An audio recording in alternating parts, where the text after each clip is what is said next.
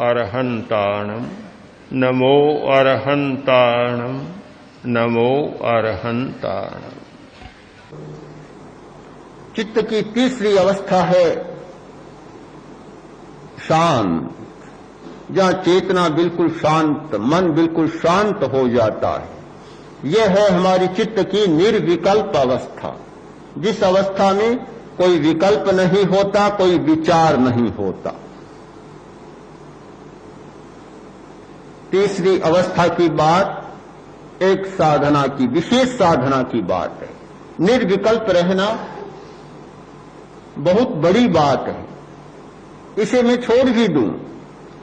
अब दो ही अवस्थाओं की तुलना करूं, एक और व्यग्रता और एक और एकाग्रता।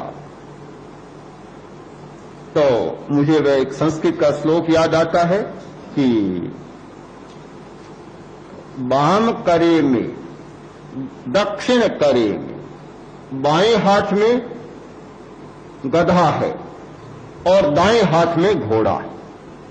हर आदमी के दोनों हाथों में दोनों रहते हैं, गधा भी रहता है, घोड़ा भी रहता है। ये व्यग्रता हमारे हाथ में एक गधा है और ये एकाग्रता हमारे हाथ में घोड़ा है। अब ये चुनाव का प्रश्न है कि हम क्या करें, क्या करें, किसका वर्ण करें, किसको पसंद करें। दोनों स्थितियां बराबर चलती हैं, किंतु जिस व्यक्ति के मन में एक तीव्र आकांक्षा जागती है कि मुझे जीवन में कोई काम करना है, कोई अच्छा काम करना है, कोई बड़ा काम करना है, मुझे सफल होना है, अपने व्यक्तित्व को सफल बनाना है, वह व्यक्ति व्यग्रता से हटकर और एकाग्रता के मार्ग का चुनाव करता है, अपनी चेतना का निर्माण करता है। यह कोई योगी की बात नहीं, निर्विकल्प चेतना योगी के लिए भी हम छोड़ सकते हैं, विशिष्ट साधक के लिए छोड़ सकते हैं, और बहुत बड़ा काम करने वाले व्यक्ति के लिए छोड़ सकते हैं। आज तक का दुनिया का सारा इतिहास बतलाता है कि बड़े आविष्कार, बड़ी खोजें जिस किसी क्षेत्र में हुई है, वे निर्विकल्प चेतना की अवस्था में हुई है। जब बिल्कुल शांत और निर्विकल्प चेतना थी, उस समय भीतर से अनायास ऐसा होता है कि कोई चीज ऊपर से उतर गई। चंचलता के क्षणों में कभी कोई बड़ी बात नहीं सूझती। दर्पण में आप मुंह देख सकते हैं और हर आदमी दर्पण के सामने खड़ा होता है, मुंह देखता है। अब दर्पण को कोई ऐसे हिलाना शुरू कर दे, फिर आप मुंह देखें कैसे दिखता है, नहीं दिखेगा।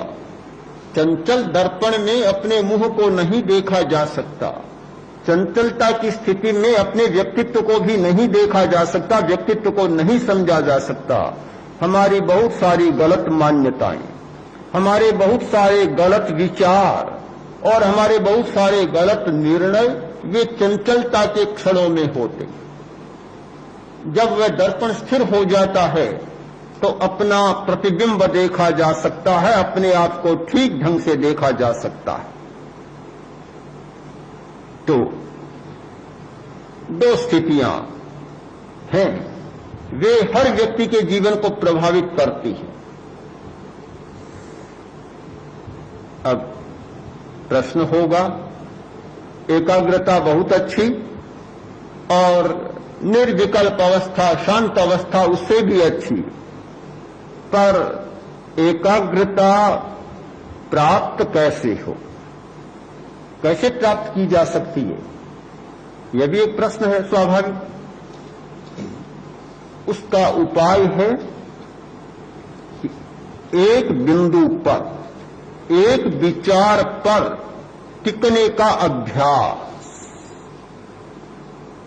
किसी एक विचार पर टिकने का अभ्यास, एक विचार ले लिया और उसी विचार पर हमारा अभ्यास चले। 5 मिनट, 10 मिनट, 1 मिनट से शुरू करें, चाहे समय को धीरे धीरे बढ़ाते चले जाएं। जैसे जैसे समय बीतता है हमारा अभ्यास बढ़ता है और हम एकाग्र होने की स्थिति में पहुंच जाते हैं। एक बिंदु पर जिसे हठ योग में त्राटक कहा गया, त्राटक की साधना बहुत महत्वपूर्ण साधना है। कोई एक बिंदु सामने रखा, खुली आंखों से देखना शुरू किया, देखते गए, अपलक आंखों से देखते गए, बहुत बड़ी शक्ति का विकास होता है। हमारे मस्तिष्क का एक पिछला भाग जो अभी तक भी शरीर शास्त्रियों के लिए और मनोवैज्ञानिकों के लिए भी रहस्य अभी बना हुआ है, उसके पूरे रहस्य अभी ज्ञात नहीं हुए हैं। मस्तिष्क की बहुत बड़ी व्याख्या हुई है, दायां मस्तिष्क, बायां मस्तिष्क, आगे का और पीछे का। बाएं की तो बहुत व्याख्या हो चुकी है, वह तर्क का है, गणित का है, भाषा का है, यानी हमारी सारी व्यवहारिक प्रवृत्तियों को संचालित करने वाला यह मस्तिष्क है। ये दायां भाग है मस्तिष्क का, ये आध्यात्मिक जीवन का है, इसकी भी अब व्याख्याएं होने लग गई काफी। किंतु जो पीछे का हिस्सा है उसकी व्याख्या हुई है, किंतु पूरे रहस्य अभी उसके उद्घाटित नहीं हुए हैं। हम एक बिंदु पर विचार को केंद्रित करते हैं, खुली आंख से देखते हैं, पता चलेगा ये सारा भाग एकदम सक्रिय हो उठा है, स्पंदन ही स्पंदन, कंपन ही कंपन, ऐसा लगता है कि जैसे कोई उसकी धुलाई हो रही है। ये चेतना जागनी शुरू होती है, एकाग्रता बढ़ती है, पवित्रता भी बढ़ती है। किंतु बहुत कठिन है त्राटक।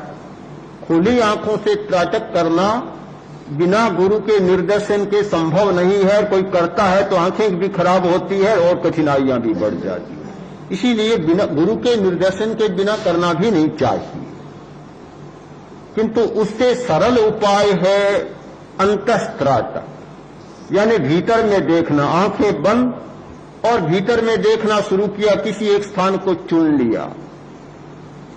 अभी आप ज्योति केंद्र पर ध्यान करते हैं, थोड़े समय के लिए करते हैं, क्योंकि अभी यात्रा शुरू हुई है। किसी व्यक्ति ने चाहा कि मुझे एकाग्रता बढ़ानी है, अपनी शक्तियां बढ़ानी है, ज्योति केंद्र पर, दर्शन केंद्र पर, आज्ञा चक्र पर लंबे समय तक ध्यान शुरू कर दिया। आंखें बंद, आंखों के लिए कोई कठिनाई नहीं, लंबे समय ध्यान शुरू किया। अंतस्त्राटक, एक आलंबन पर टिकने का अभ्यास हो जाएगा और एकाग्रता की शक्ति बढ़ जाएगी। यह एकाग्रता की शक्ति को विकसित करने के उपाय हैं शरीर के किसी एक हिस्से पर लंबे समय तक चित्त को टिका लेना, चाहे नासाग्र पर, चाहे भ्रुकुटी पर, चाहे ललाट के मध्य भाग में, चाहे कानों पर, नाभि पर या किसी स्थान पर। और किसी को संभव लगे तो बाह्य पर टिका लेना मार्गदर्शन के साथ, या किसी एक विचार पर, श्वास पर लंबे समय तक टिक जाना, एकाग्रता की शक्ति विकसित हो जाती। फिर एक प्रश्न होगा कि किस लिए, इतना क्यों, किस लिए? क्या विलोना करने वाले के मन में प्रश्न नहीं उठता? गाय रखो, भैंस रखो, दूध दूहो, गरम करो, जमाओ, फिर विलोना करो, इतना किस लिए? किस लिए का प्रश्न क्या है? मक्खन चाहिए, नवनीत चाहिए, घी चाहिए। जिसको घी चाहिए उसे ये सारा करना होता है। हमारे जीवन का मक्खन है, नवनीत है एकाग्रता, सफलता। वे चाहिए तो ये सारा करना ही पड़ेगा। क्या होता है इससे? एकाग्रता की शक्ति विकसित होती है तो हमारी नियंत्रण की शक्ति विकसित होती है। नियंत्रण की शक्ति जिस व्यक्ति में नहीं होती वह कभी जीवन में सफल नहीं हो सकता। विचार पर नियंत्रण, कल्पना पर नियंत्रण, स्मृति पर नियंत्रण, आदतों पर नियंत्रण।